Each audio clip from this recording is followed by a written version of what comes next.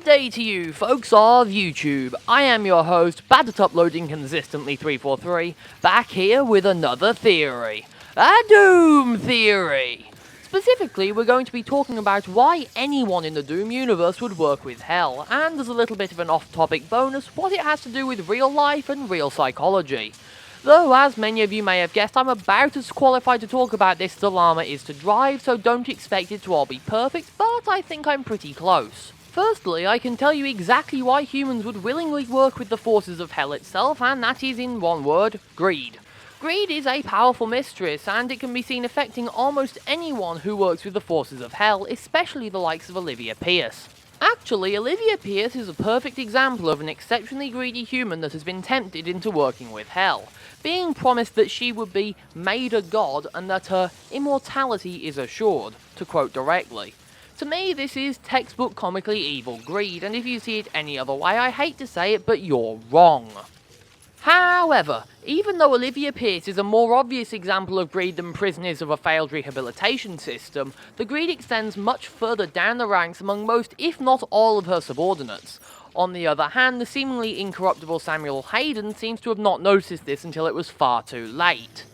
Speaking of good old Sammy Haybale, I assume he is almost, if not entirely immune to Hell's influence because he's a robot. The same goes for Vega, explaining why they are the only two friendly NPCs in all of Doom 2016.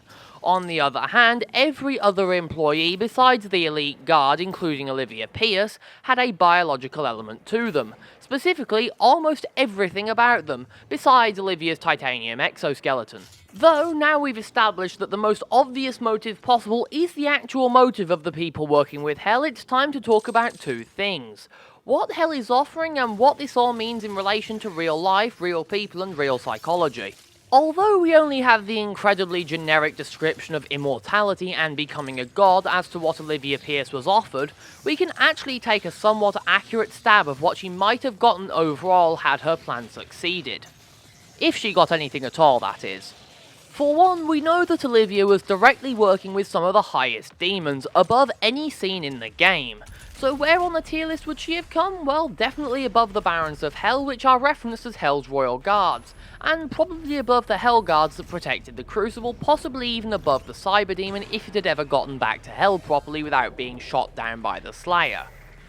The other and more important thing that we know for sure is that in-game she became the Spider Mastermind before subsequently being annihilated by the Doomslayer.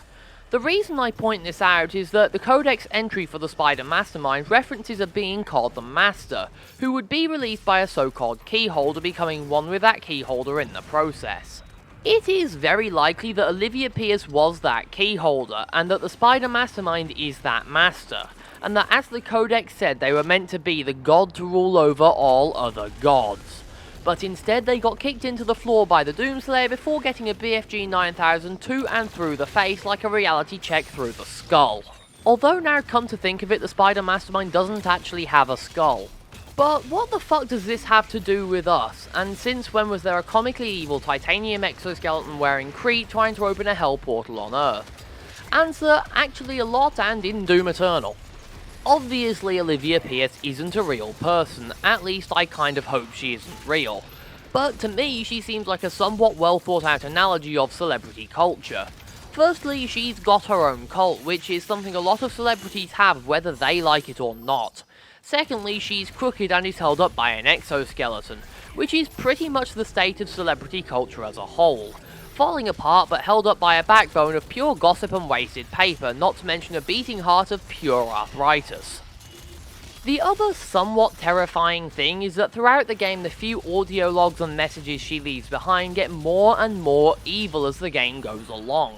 Which, assuming this analogy is based on anything more than me overthinking a game about being essentially space death incarnate and slaughtering demons by the hundreds of thousands, could be an analogy for how celebrity culture changes the person the celebrity actually is for the worse.